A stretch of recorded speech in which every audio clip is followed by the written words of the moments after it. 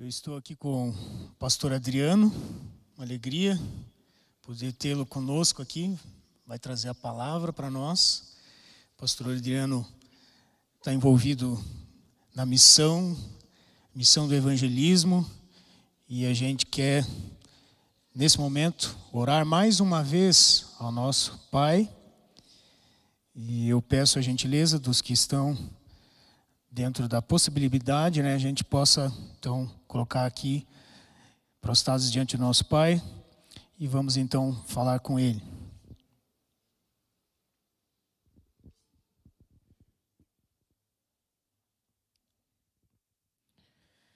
Senhor eterno Deus, nós te agradecemos mais uma vez por poder estar aqui na Tua casa, poder ouvir a Tua voz. Queremos te agradecer porque o Senhor tem cuidado de nós. Temos muitos pedidos, alguns que foram feitos, que foram trazidos, que foram colocados diante de Ti, outros que a gente sabe que a pessoa nem conseguiu, Pai, expressar, mas que está dentro do coração. E que o Senhor sabe muito bem o que está acontecendo com essa alma, e nós te pedimos, ó Pai, que o Senhor venha tocar com aquele amor que só o Senhor tem, fazendo aquilo que é necessário, curando, ó Pai, trazendo a paz. Nós também queremos te pedir a bênção sobre as ofertas que foram trazidas aqui, os dízimos, para que de alguma maneira isso venha, Pai, trazer o Teu nome para aquela pessoa que está, às vezes, em pedaços, Pai, já sem esperança, mas que possa encontrar a solução em Ti. E agora também, ó Pai, te pedimos que o Senhor continue falando através do Espírito Santo, usando o pastor Adriano como sempre fez com ele e tem feito. Que ele possa, Pai, colocar aqui no nosso coração a palavra de paz, de esperança, que nos anime e nos dê força para continuar na Tua tarefa. E que logo, logo, Pai, possamos todos, já curados por Ti, livre de doenças, livre do sofrimento, livre daquilo que nos assola, que a gente possa estar seguros e felizes diante de Ti. Prepara-nos para isso e use agora nesse momento o pastor Adriano, mais uma vez, te pedimos em nome santo do Senhor Jesus. Amém.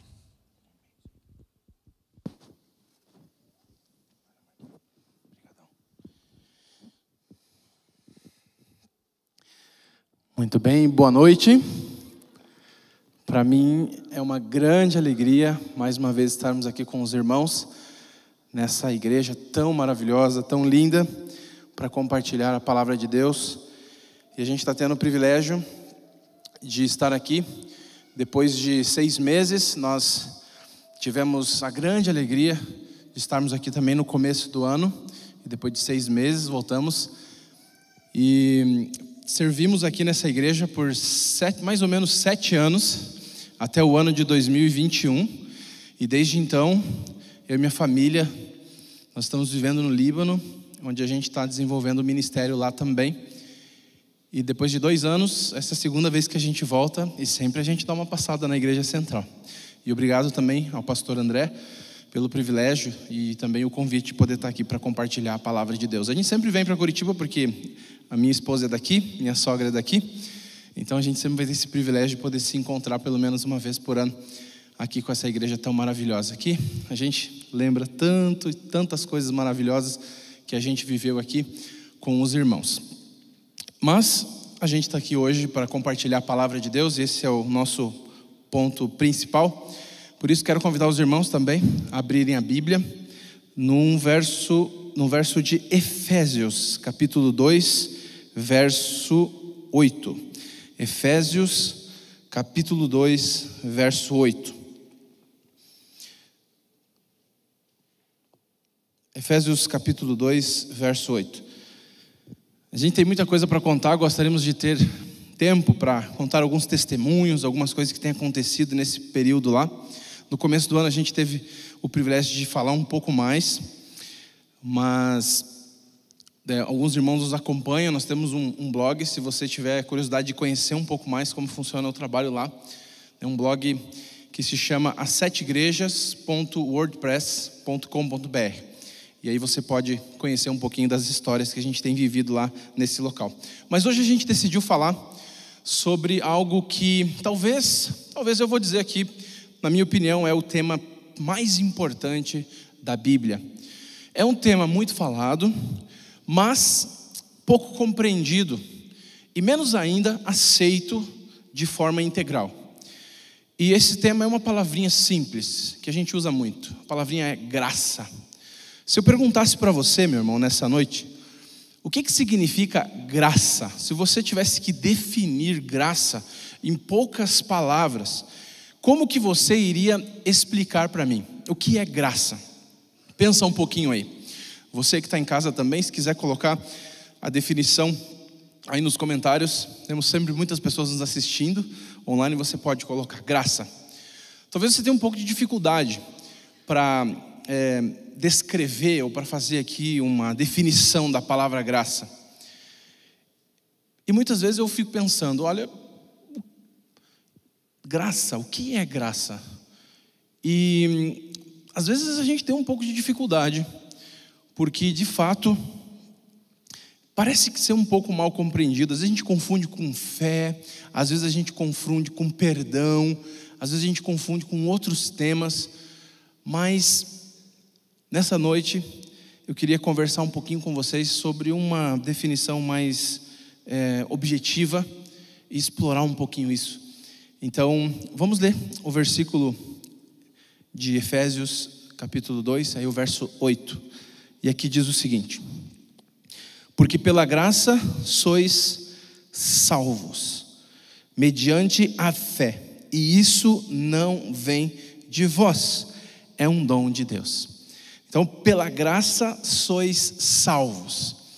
Então, aqui a Bíblia está dando essa grande importância para a graça. A graça é um instrumento, é aquilo que é a mão de Deus que nos dá, então, a salvação. Pela graça sois salvos. Mas o que é essa graça? Vamos fazer mais uma pequena oração, pedindo uma bênção para a gente compreender um pouquinho melhor esse tema. Papai do céu, obrigado porque o Senhor é abundante em nos dar a sua graça. A gente fala disso, a graça de Deus, a gente pede a tua graça, a gente fala, Senhor, da graça que salva, mas ajuda-nos a compreender um pouco mais nessa noite a tua graça. Porque esse tema é vital, a gente leu agora que nós somos salvos pela graça.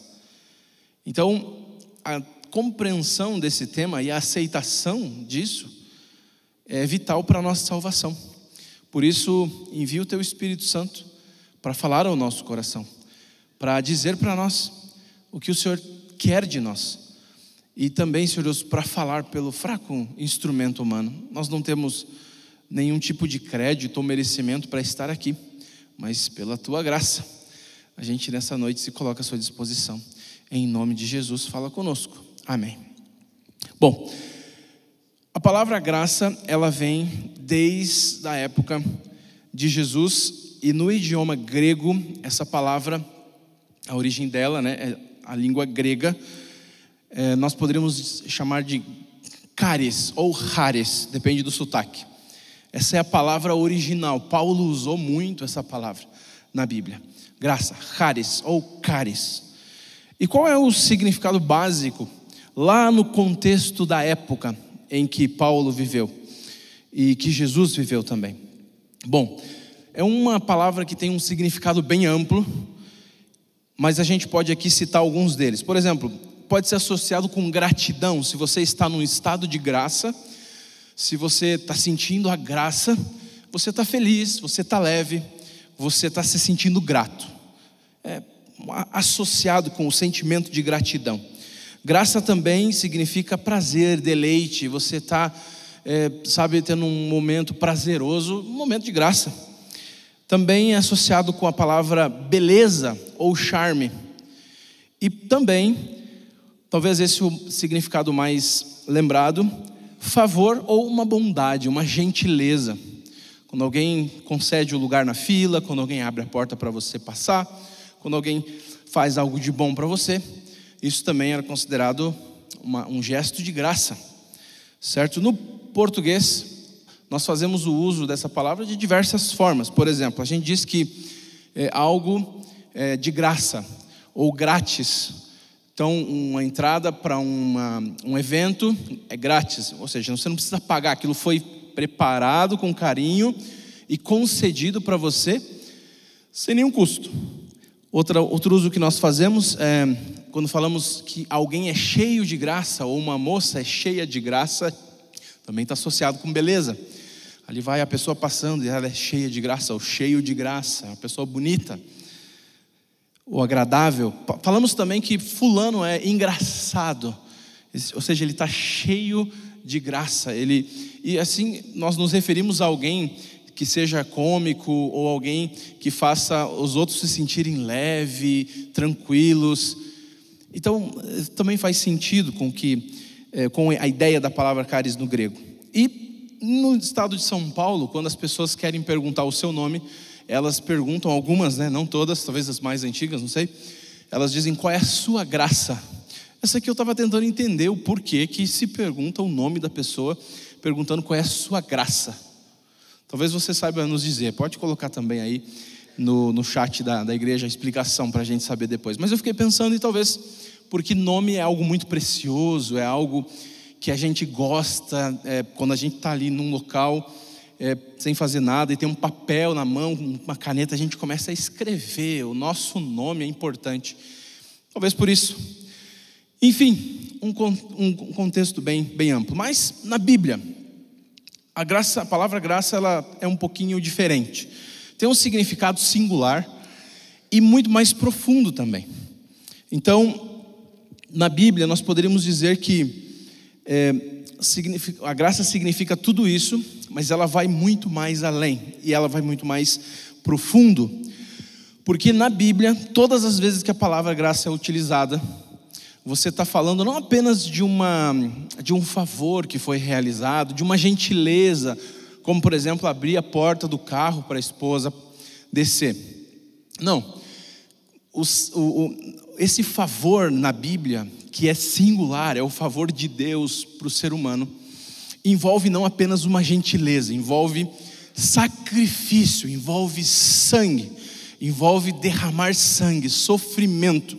É um favor muito intenso, é algo que vai além da gentileza, é algo que alcança o nível do sacrifício. Eu estou fazendo algo que está custando a minha vida por você.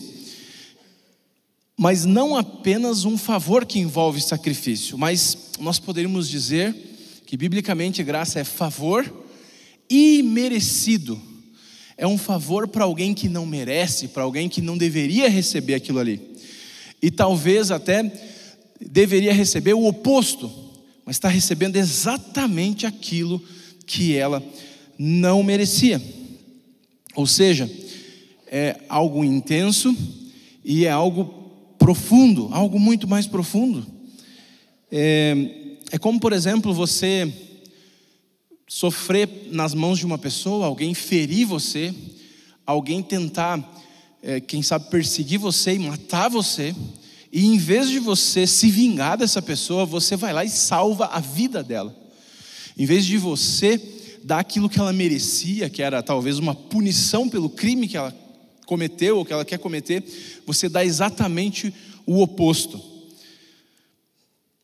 E além disso, não apenas um favor que tem a ver com sacrifício, não apenas um favor imerecido, mas na Bíblia a graça sempre está relacionada com um ato de favor imerecido que Deus fez com o ser humano, que aumenta a profundidade. Porque uma coisa é você fazer algo bom para uma pessoa parecida contigo, outra coisa é você fazer para alguém que está num nível muito abaixo ou muito longe de você. Uma coisa é você ver um mendigo compartilhando um pão com outro mendigo, é bonito, talvez um efeito da graça. Outra coisa é você ver o rei pegando o mendigo e levando ele para a corte e assumindo o lugar do mendigo. Aí é diferente. O sacrifício é muito maior. E esse é o tipo de favor imerecido que envolve a palavra graça na Bíblia. Bom, quando eu penso sobre isso, me vem várias histórias, tem muitas histórias na Bíblia que ilustram essa ideia. Uma delas que me vem rapidamente à mente é quando Jesus, ele estava ali no Getsemane. Vocês lembram da história? Jesus estava sofrendo porque ele sabia que ele ia morrer, ele sabia que ele seria levado para a cruz, ele estava lá intercedendo, pedindo ali a Deus no Getsemane, em oração, momento de extrema angústia. E nesse contexto chegam ali os soldados para levar Jesus, trazidos por Judas, quem traiu Jesus. E Judas dá um beijo no rosto de Jesus, dizendo: esse aqui é quem vocês devem levar.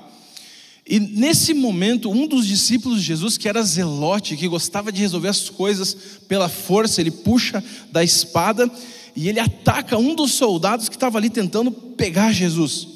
E ele arranca a orelha desse soldado.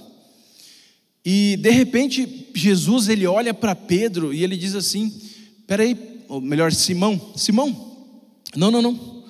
Quem usa da espada, pela espada vai ser ferido.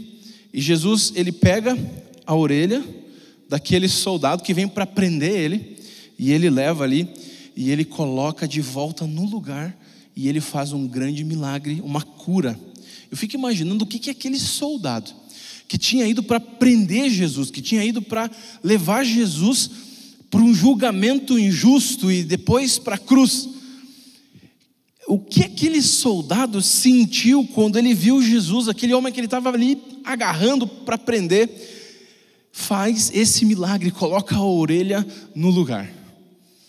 E eu imagino que ele deve ter sentido a graça naquele momento. Em vez de receber talvez a espada que ele merecia, ele recebe uma cura. Mas o outro momento talvez mais forte, ainda estou citando alguns aqui, com certeza é quando Jesus está ali na cruz. Vocês lembram também? Jesus está na cruz, sendo ferido, sendo surrado, pessoas ali gracejando de Jesus. E de repente, um dos soldados ele bate em Jesus, ele dá uma bofetada em Jesus. E eles brincam ali: Jesus, e aí? Profetiza quem é que te bateu. Quem sabe Jesus não conseguia enxergar direito, sangue descendo ali pelos olhos, na cara, o rosto inchado. Mas alguém bate e diz: profetiza. E fazem ali vários tipos de chacotas, pegam o manto de Jesus, rasgam, dão sorte. Jesus pede água, dão vinagre para Jesus. As pessoas riem. E de repente Jesus olha para aquele povo ali, para aquele povo que está surrando ele, para aquele povo que está maldizendo ele. E Jesus diz assim: Pai, perdoa, porque eles não sabem o que eles estão fazendo, eles não têm noção. Você já pensou? Você está apanhando de uma pessoa, você está sofrendo nas mãos daquela pessoa, e você pede o perdão para ela. Você consegue fazer isso. Esse é o tipo de graça que a Bíblia apresenta. A graça de Deus, um favor que não é apenas uma gentileza, é um favor que envolve sacrifício, sangue, mas também é um favor imerecido, é dado exatamente o oposto do que se merece. E é Deus, não é aqui uma outra pessoa qualquer, é o Rei do Universo, que tinha poder para fazer qualquer coisa, que tinha poder com o estralo de acabar com todas aquelas pessoas que estavam ali fazendo ele sofrer. Alguém que podia olhar para o céu e com um olhar fazer todos os anjos descer e acabar com aquele escárnio. Ele decide olhar para aquelas pessoas e dizer: Pai, perdoa porque não sabe o que fazem. Está entendendo? Aqui a gente consegue entender um pouquinho melhor o que é a graça de Deus. Bom, existem alguns versos que eles são bem pontuais para a gente entender o que é a graça. Eu queria mencionar aqui dois. O primeiro é João 3:16, conhecido verso. E esse talvez seja o principal verso da Bíblia. João 3:16. E você pode abrir a sua Bíblia aí também. A maioria com certeza lembra de cor. Porque Deus amou o mundo de tal maneira que deu o seu Filho unigênito, para que todo que nele crê não pereça, mas tenha a vida eterna. Bom, esse verso ele é sensacional, pequenininho, mas ele apresenta as maiores coisas do mundo. É um verso dos superlativos. Primeiro, a Bíblia diz, porque Deus amou não apenas o Adriano, não apenas a Maria, mas Ele amou quantos? Ele amou o mundo, amou o mundo. Maior amor que se pode existir, mais abrangente. Não é a minha família, não é aquelas pessoas que me fazem bem, não é aquelas pessoas que me podem dar algo em troca. É o amor global, que abrange todas as pessoas, até aquela pessoa que te faz sofrer, até aquela pessoa que já fez mal para você. Ela está incluída nesse verso aí, porque Deus amou o mundo. E sabe, queridos, que mundo é esse que Jesus amou? Que mundo é esse? Um mundo que lá no comecinho, lá no começo, o primeiro casal, quando o primeiro casal foi colocado aqui, e tinha ali todas as instruções, um local perfeito, um paraíso na terra, tinha ali a presença de Deus face a face, tinha todos os conselhos, e aquele casal ali, que naquele momento era o mundo, resolveu dizer assim: Senhor, a gente não quer saber do teu plano, nós queremos esse outro plano aqui. Aquele mundo que rejeitou, e que em cada geração tem rejeitado mais e mais e mais e mais a Jesus. É o mundo que você conhece hoje, que não quer saber de Deus. É o mundo que quer saber dos prazeres, o mundo que quer saber de tudo aquilo que é oposto a Deus. É esse mundo aí corrupto, esse mundo perverso, esse mundo imoral que a gente conhece. É esse mundo. A Bíblia diz, porque Deus amou o mundo de tal maneira. Esse amor, ele é um amor que age, que faz algo. Jesus não ficou de braços cruzados. Jesus não ficou olhando para esse mundo dizendo: olha, vocês me abandonaram, vocês toda hora aí me viram as costas, toda hora pecando. Quer saber? Sigam a vida sozinhos sem mim. Não, ele decidiu fazer algo. E aí o verso diz, porque ele amou o mundo de tal maneira que deu o seu Filho unigênito. Então aqui a gente tem o maior presente que se pode dar. Não existe algo mais precioso que se pode dar pelo resgate, pela salvação em favor de alguém. Uma vez, quando eu era criança, eu fiquei pensando: poxa, na cabeça de criança, né, infantil, eu dizia: Deus deu o Filho dele. Se Deus amasse a gente mesmo, Ele mesmo dava a vida dele. Eu pensando, né? É claro que Deus e Jesus, eles são Deus, mas na minha cabeça eu ficava pensando, até que um dia eu casei e virei pai. E aí eu descobri uma coisa, que se hoje eu tivesse que morrer para salvar alguém, talvez eu daria a minha vida. Mas se eu tivesse que dar a vida do meu filho ou da minha filha para alguém, eu não sei se eu daria. Já pensou nisso já? Porque a vida de um filho é a coisa mais preciosa que um pai e uma mãe pode ter. Então não foi qualquer presente, não foi qualquer ação, foi aquilo que existe de mais valioso. Ele não negou isso por amor a esse mundo que traiu ele, que continua traindo ele, que continua negando ele. Ah, mas eu não sou do mundo. E talvez a classe religiosa aqui seja a pior, porque muitos sabem da verdade, conhecem a verdade e ainda assim continuam negando a Jesus. Por esse mundo ele deu o Filho dele. E agora vem a redenção, que é a graça. E ele diz assim: para todo que nele crê, não pereça, mas tenha a vida eterna. E aqui a gente tem a maior de todas as recompensas: viver pela eternidade. A morte é o primeiro e o principal inimigo de todos nós aqui. Nos nossos pedidos de oração, a gente ora por quem está doente, por quem tem com câncer, porque a morte, ela hoje tem dominado todos os lugares. Mas Jesus disse: não vai ser assim para sempre.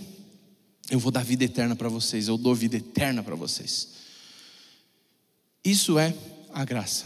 Um Deus que foi que foi deixado, que foi traído, dando aquilo que ele tem de mais precioso para pagar o preço do resgate e te dar aquilo que existe de mais precioso: vida, e vida em abundância, vida eterna. Isso é graça, favor imerecido, que envolve sacrifício e que vai muito, mas muito além do que a gente pode imaginar. Por quê? E agora vem o segundo verso que eu queria ler com vocês. Filipenses, esse você vai precisar encontrar, porque ele é um pouco menos conhecido, você vai precisar analisar comigo. Filipenses, no capítulo 2, do versículo 5 a 8.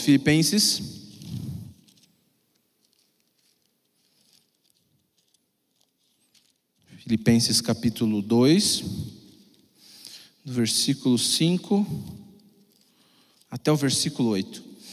E aqui a gente tem uma explicação que abrange um pouquinho mais de detalhes sobre esse favor imerecido que Deus nos outorgou, que Deus nos deu.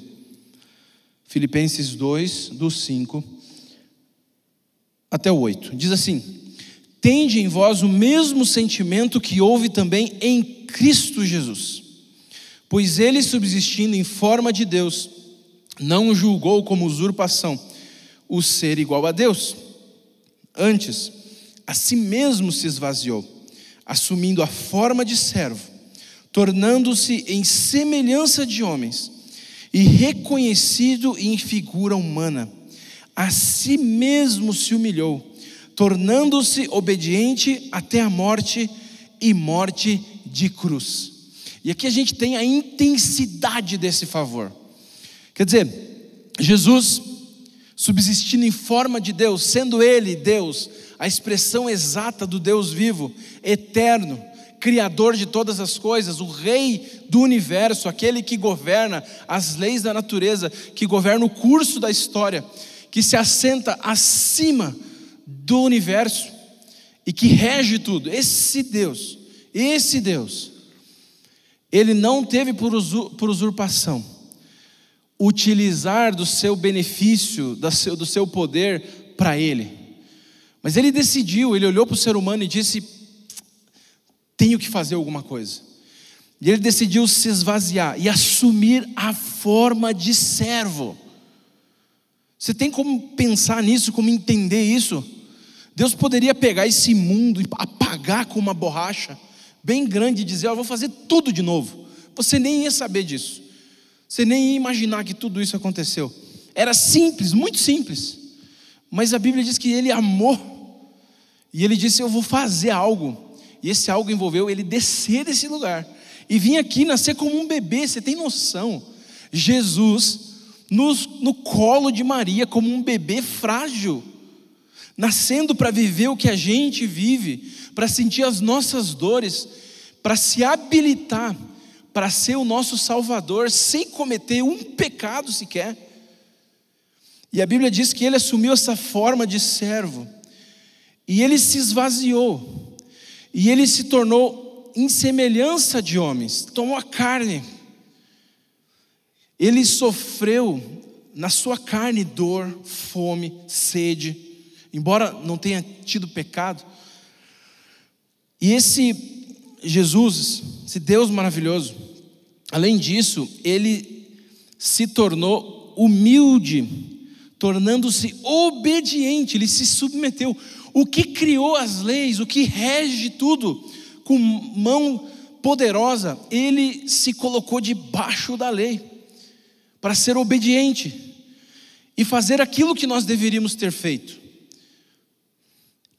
E a Bíblia diz que Ele foi obediente não só naquilo que é simples de ser obediente, mas Ele foi obediente até a morte.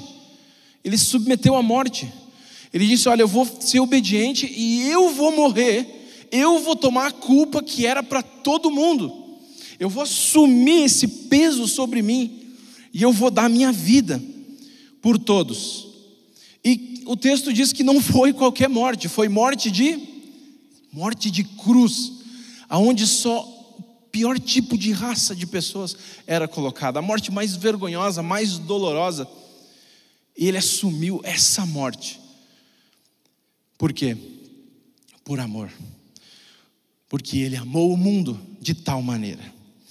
Queridos, isso é a graça de Deus. Favor imerecido de alguém infinitamente maior do que nós, por nós pecadores, rebeldes, pecadores que toda hora traem o nome de Deus.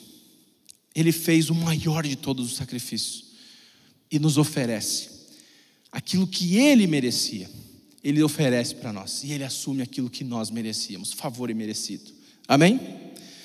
Isso é graça de Deus.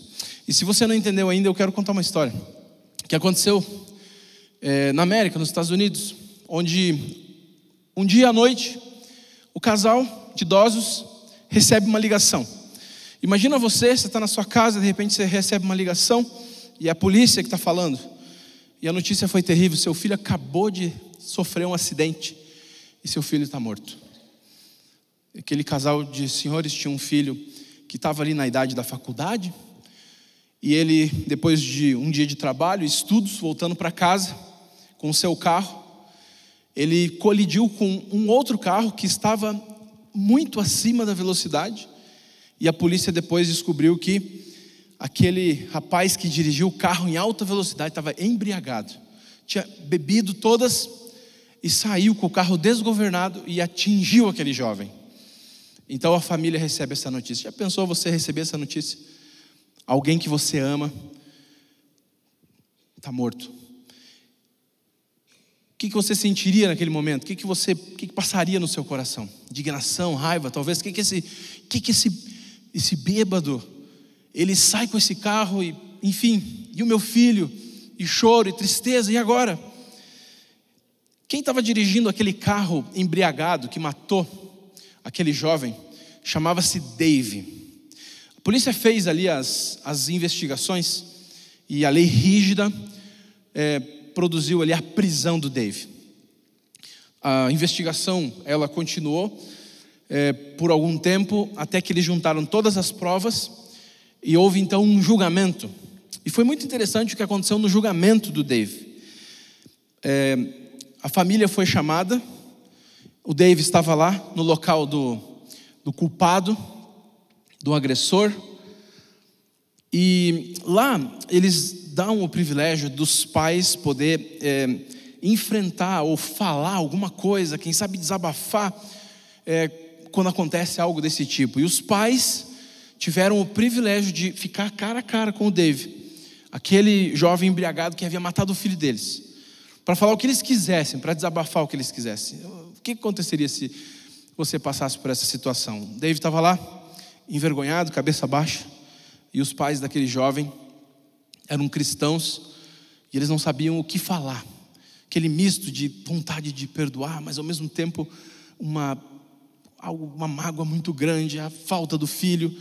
E o pai pegou o microfone, e ele tenta falar, mas não tem nenhuma palavra, até que a mãe pega o microfone e diz: olha, você não tem noção a dor que você causou para mim. Você não tem noção o que você fez, onde é que você estava com a cabeça. Por que você fez isso?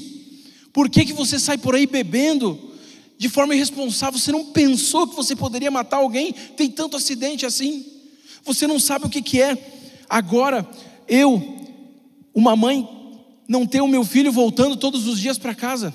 Você tem noção? Eu nunca vou ver o meu filho subir ali e ter a graduação da faculdade. Eu não vou ter o privilégio de ver o meu filho se casando, tendo uma família. Eu não vou mais poder ter netinhos. Você acabou com a minha vida. Você acabou com a vida da minha família. E aquela mãe começa a chorar desesperada. O pai também fala algumas palavras. E você tinha o que na cabeça?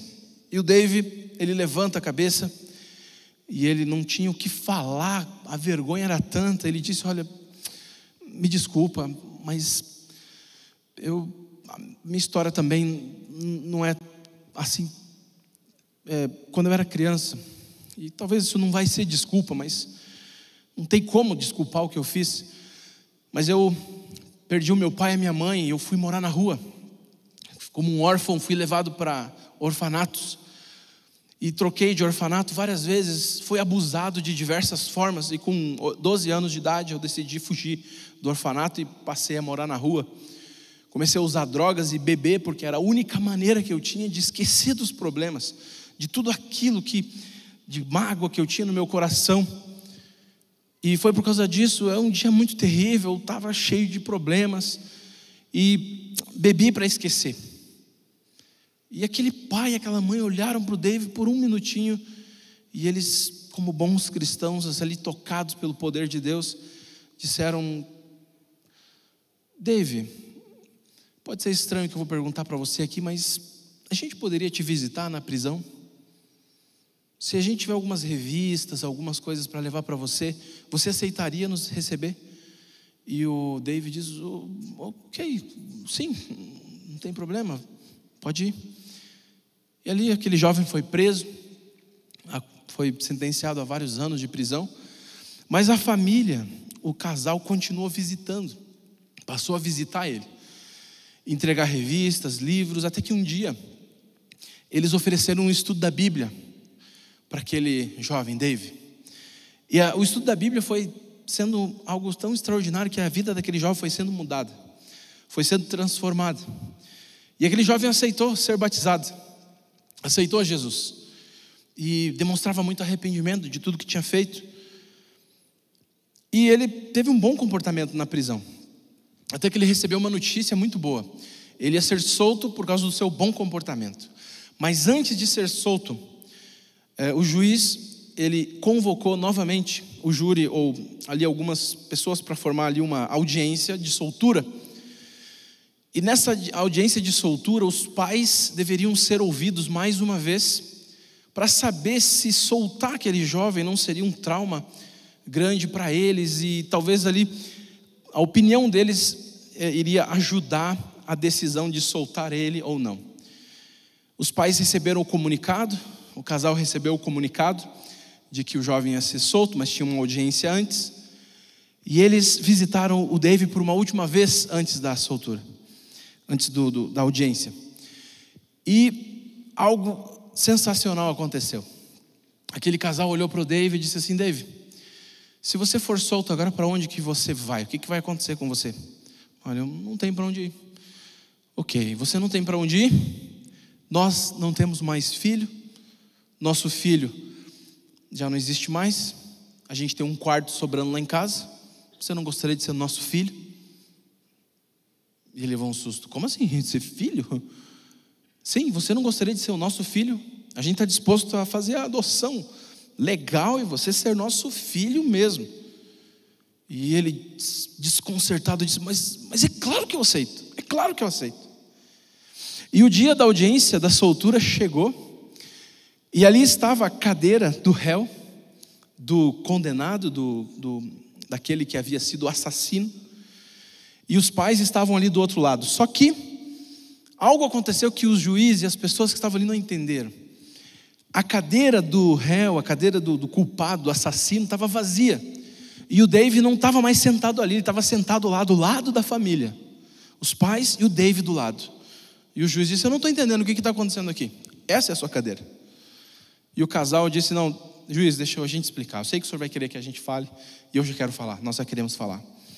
A gente teve uma história aqui, nesses últimos meses, anos, e nós decidimos que o David, ele vai ser o nosso filho. Ele não vai ser mais acusado por nós, a gente não tem mais nada contra ele, pelo contrário. Está aqui os papéis, todos os papéis prontos para o David ser o nosso filho.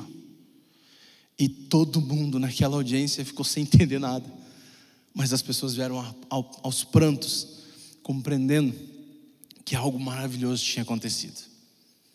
Essa é uma história sensacional, que ilustra exatamente o que é a graça. Você está entendendo? O David, ele merecia pagar todas as consequências do crime que ele tinha feito. Um assassino, alguém que, claro, motivado por muitas coisas ruins, mas que cometeu o ato. Ele tinha que pagar pelo que ele fez. Mas agora o Dave ia sair daquele momento não mais como alguém que era assassino, alguém que estava na cadeira do réu, alguém que estava na cadeira do ladrão, mas como filho. Ele ia poder morar numa casa que não foi feita para ele. Ele ia ter acesso a uma herança que não era a herança dele, era a herança daquele filho que ele matou. Graças à morte daquele filho, o Dave teve acesso a uma herança que não era dele, a um quarto, a uma casa, a uma vida, a uma roupa, a tudo que não era dele. Isso se chama graça. E a graça de Deus oferece para mim e para você a mesma coisa. Ela diz o seguinte: olha, você agora está cheio de pecado na tua vida.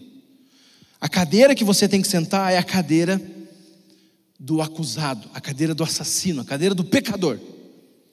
Mas Deus olha para você e diz o seguinte: filho, você não quer mudar de cadeira. Em vez de você sentar aí na cadeira do ladrão, vem para cá do meu lado, para ser o meu filho. Você vai ser meu filho. E a Bíblia diz que através do sacrifício de Jesus, da morte de Jesus, eu e você fomos aceitos na família de Deus. E você agora é filho, não mais assassino, não mais ladrão. Você passa e muda de status. Só que tem um detalhe, né? Esse convite é feito e você precisa decidir em qual cadeira você vai querer sentar. Se você vai querer sentar na cadeira do ladrão, do acusador, do assassino, ou se você aceita mudar e vir para sentar do lado para ser agora filho. É a sua decisão. Você precisa tomar essa decisão. Em que cadeira você quer sentar? Mas todo o trabalho foi feito e tudo foi oferecido para você de graça. Amém? Deu para entender o que é a graça? Graça, favor imerecido. E eu queria terminar nos últimos minutos que a gente tem, 3 minutinhos, dizendo para você que a graça tem 3 convites, muito simples, rápido. 3 convites para você, 3 convites para você nessa noite. Primeiro convite: a graça convida você a entender melhor esse tema. Eu falei no começo que esse tema não é bem entendido, parece até clichê, parece até, não pastor, a gente fala toda hora da graça, a gente entende a graça, mas não é bem entendido. Todas as religiões mundiais hoje, islamismo, budismo, shintoísmo e muitos dentro do cristianismo, não conseguem compreender esse conceito de receber algo de graça. E todas as religiões hoje, elas têm um sistema baseado em obras, em fazer algo para receber a salvação, para receber algo de Deus. Hoje a gente está trabalhando num contexto muçulmano, e quando você fala que Deus se transformou num ser humano para morrer por nós, eles aceitam Jesus. Eles dizem: Jesus era um profeta maravilhoso. Mas Jesus, como é que Deus vai virar um ser humano para morrer por nós? Não, isso não tem como. Então, na ideia do Islã, são 5 pilares que você precisa fazer para receber o favor e para receber a aprovação de Deus. E se você vai para o budismo, é a mesma coisa. Um estado de melhoramento, você precisa meditar, você precisa se autoconhecer, se desenvolver para ser melhor. E qualquer um deles você precisa fazer ali, o paganismo, oferecer oferendas para aplacar a ira dos deuses. É sempre o ser humano trabalhando pelo Deus. É sempre você fazendo algo para merecer algo dos deuses. Mas na religião bíblica, é Deus fazendo tudo. É Deus trabalhando por você. Isso é difícil de entender, é de graça mesmo. É de graça mesmo. Então muita gente, mesmo dentro da igreja, dentro do cristianismo, faz uma religião de obras. Eu faço, cumpro uma lista de regras para ser aceito. Mas o cristianismo é baseado na graça. Não é no que você faz por Deus, mas é no que Deus fez por você. Não é na aceitação que Deus tem pelas suas boas obras, mas é a aceitação que você tem que ter em relação ao que Cristo fez por você. Não está baseado em barganha. O cristianismo está baseado em relacionamento, Graça tem a ver com relacionamento. Sai da cadeira de ladrão, de pecador, e vem para a cadeira do quê? Filho. Mudança de status, de relacionamento. É relacionamento, é se conectar com Deus, é ter um relacionamento de pai e filho, de gratidão, de amor. E aí, queridos, é lógico que você virando filho de Deus, entendendo todo esse amor, você vai querer ser o melhor filho, vai ou não vai? E aí entra o comportamento como um resultado, como algo que vem depois. Mas a base é relacionamento, não é barganha. A gente precisa entender isso. Então esse é o primeiro convite da graça, entenda. Deus te convida para um relacionamento. Sai da cadeira de pecador e vem para a cadeira de filho. Aceita isso. Bom, a graça também tem um segundo convite. O segundo convite é para que você aceite a graça. Primeiro entenda e depois aceite. É isso aí. Eu preciso aceitar. A oferta está lançada. Quer mudar de cadeira? Sair da cadeira de ladrão, de pecador e vir para a cadeira de filho? Mas você precisa fazer a sua parte. A questão, queridos, é que muita gente hesita em tomar a decisão por Jesus. Quando alguém chega e faz um apelo para um batismo, para uma decisão, para um compromisso, mas eu tenho que ver, mas talvez está muito cedo, mas isso, mas aquilo. Gente, o juiz está olhando para você e está dizendo: e aí, você vai sentar na cadeira de pecador ou na cadeira de filho?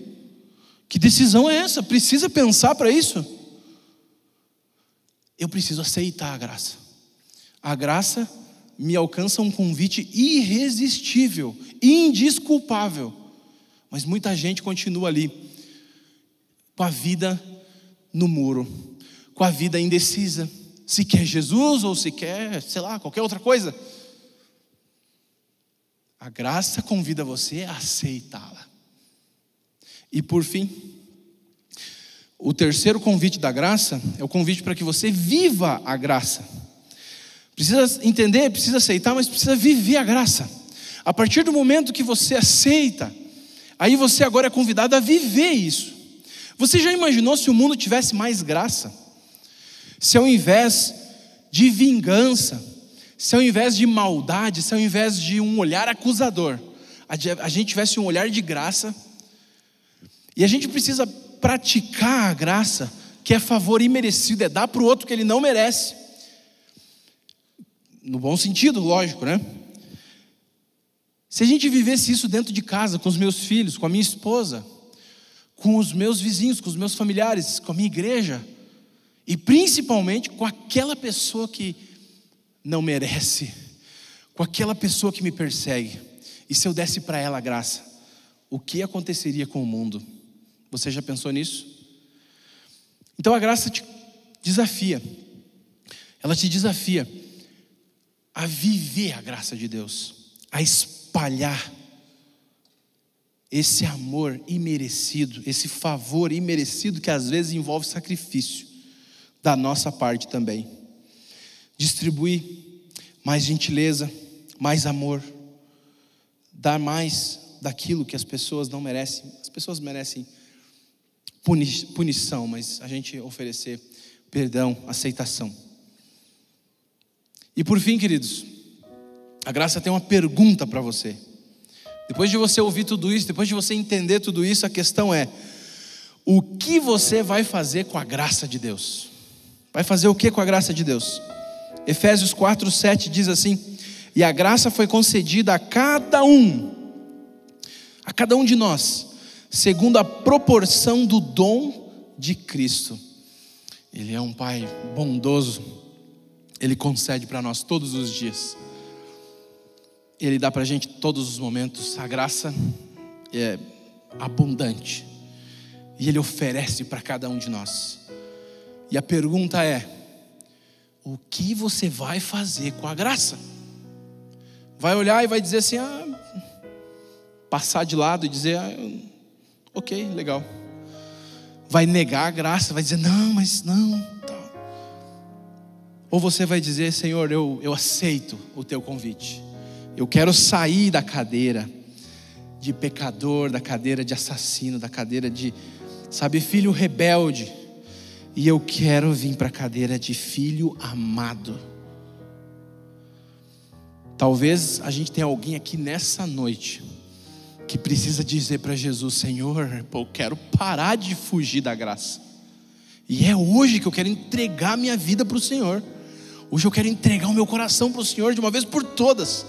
Eu quero sair dessa cadeira de pecador, eu quero ir para os braços do Senhor como um filho amado. Tomar uma decisão ao lado de Jesus.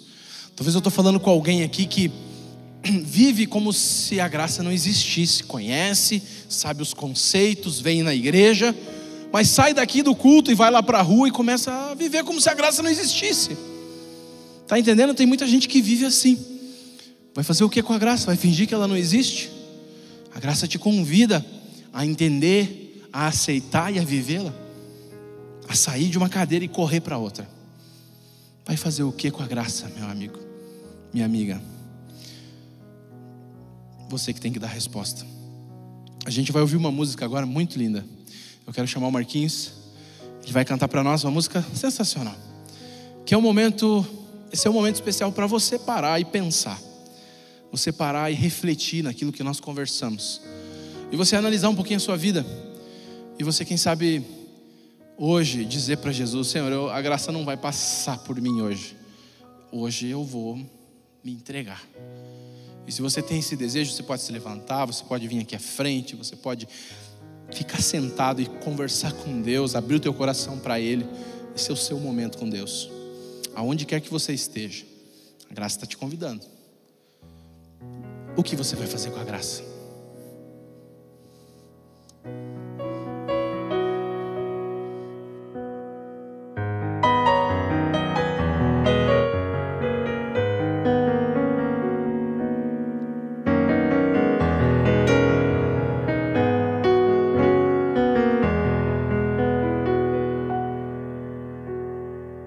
Hoje, se ouvir, diz a sua voz, não endureçais vosso coração.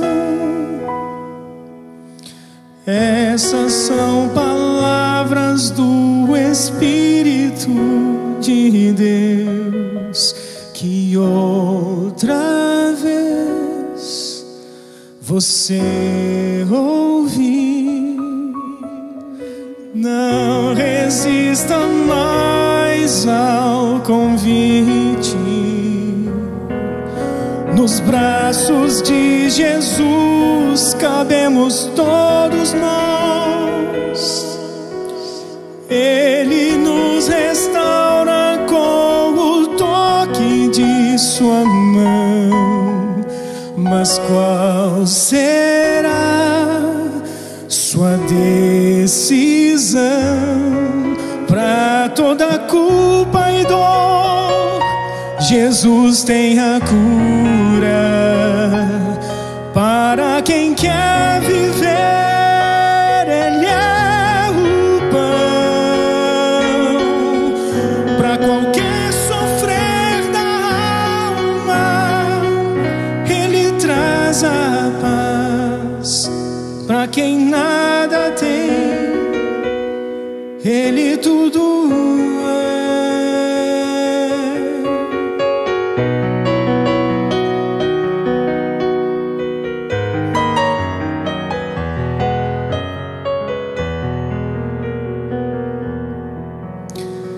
Não resista mais ao convite.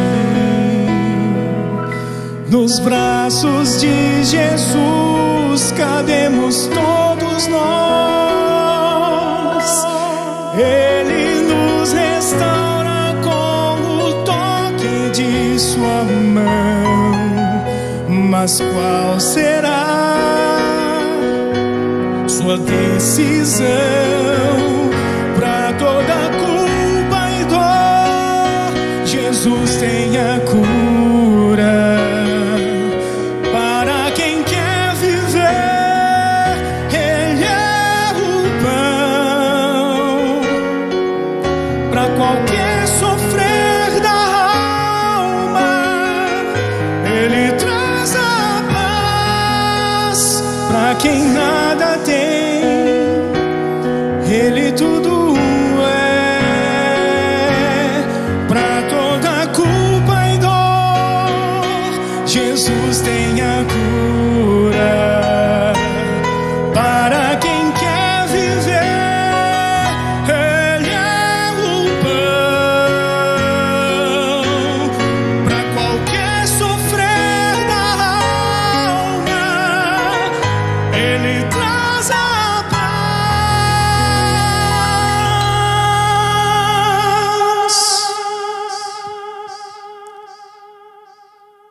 Pra quem nada tem, Jesus Cristo é tudo. Pra quem quer viver, Ele é o pão da vida. Pra quem quer viver, Ele é o pão.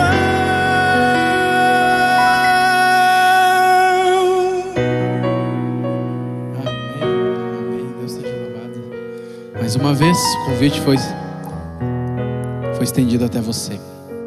E o que você vai fazer com a graça? Querido Deus, nós queremos te agradecer, Senhor. Primeiro porque o Senhor nunca desiste de nós, Pai. O Senhor tem um amor tão grande, Pai, que a gente consegue sentir esse amor praticamente nos abraçando nesse momento. A gente vive, Senhor Deus, num mundo cruel, num mundo que virou as costas para o Senhor.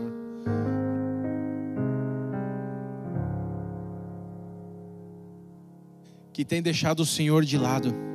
Mas nós louvamos, porque o Senhor amou esse mundo e decidiu, Senhor Deus, ir até o mais profundo abismo para nos resgatar. Nos tirou, Senhor Deus, da cadeira do assassino, do sacrifício, do pecador, do rebelde, e nos oferece um lugar do teu lado como filho amado, graças ao sacrifício do seu Filho Jesus por nós. Nós queremos dizer nessa noite, sim, queremos nos jogar, Senhor Deus, nos teus braços, aceitar e passar, Senhor Deus, a viver um relacionamento diferente contigo, não de medo, não, Senhor Deus, de barganha, mas um relacionamento intenso, de amor, de companheirismo, de filho e de pai. Por favor, Senhor Deus, o Senhor conhece cada pessoa aqui nessa noite que está conectada a essa mensagem. Cada um tem o seu caso, mas que a decisão que cada um tomou nessa noite seja verdadeira e que para sempre, Senhor Deus, possam viver como seus filhos e dizer sim à graça de Deus. Espalhar, ser um agente dessa graça nesse mundo e quem sabe assim possamos iluminar e mostrar a tua glória para esse mundo. Em nome de Jesus. Amém, Senhor Deus. Amém. Que Deus te abençoe, que Deus te dê um resto de semana muito abençoado. Olá, que bom que você esteve conosco participando de mais um culto de adoração ao nosso querido Deus. Ficamos muito felizes de saber que temos uma família ampliada aqui na Igreja Central de Curitiba, que você faz parte desta família. Nós estamos neste ano participando de um grande movimento evangelístico que é a distribuição do livro Grande Conflito. E eu convido você a fazer parte deste projeto. Você pode acessar o link que aparece na sua tela ou a descrição também deste vídeo e saber mais como funciona esse projeto. E mais, se você deseja adquirir e ter um livro deste, basta você procurar uma igreja adventista do sétimo dia mais próximo da sua casa. Você tem o link encontreumaigreja.com.br, encontre a igreja adventista mais perto da sua casa e solicite o seu inteiramente grátis. Participe conosco desse programa de evangelização. É o nosso desejo, a nossa oração é que Deus esteja contigo, que esteja abençoando você e sua família grandemente e até o nosso próximo encontro.